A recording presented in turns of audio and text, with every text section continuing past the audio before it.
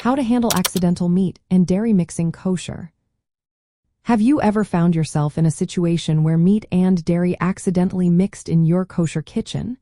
It can be a bit stressful, but understanding how to handle it can make all the difference. Let's break down what you need to know about this important aspect of kosher laws. First, let's recap the basics of meat and dairy separation, known as Basar B'chalav.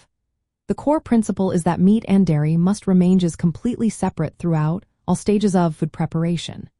This means using different utensils, pots, and even sinks for each category. The prohibition extends to not consuming meat and dairy together or within a certain waiting period, which is often 6 hours after eating meat before having dairy. Now, if you accidentally mix meat and dairy, the response will depend on the specifics of the situation. If a dairy utensil touches meat food or vice versa, the affected item may become non-kosher. For example, if a hot dairy spoon touches a hot meat dish, the spoon absorbs the meat flavor and becomes meat. If the contact was cold and minimal, there might be some leniency, but it's best to be cautious. When it comes to utensils, koshering is the process used to make them kosher again after they have absorbed forbidden flavors. Common methods include boiling or heating until red hot, depending on the material of the utensil. However, not all utensils can be koshered, and some may need to be thrown away if they cannot be properly purified. If meat and dairy mix in food, that food is generally not permissible to eat. It cannot be consumed or used in any way.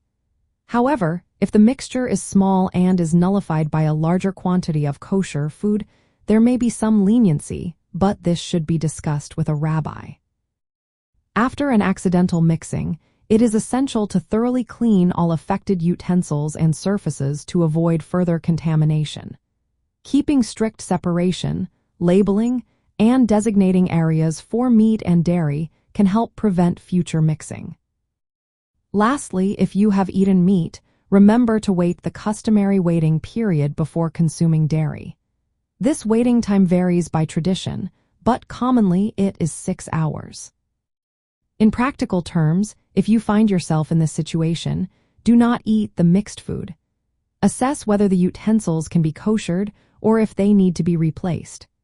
Clean all involved equipment thoroughly and follow your community's customs regarding waiting times. For complex cases, always consult a rabbinic authority for guidance. Understanding these guidelines helps maintain the integrity of kosher dietary laws and honors the principle of separating meat and dairy as outlined in tradition.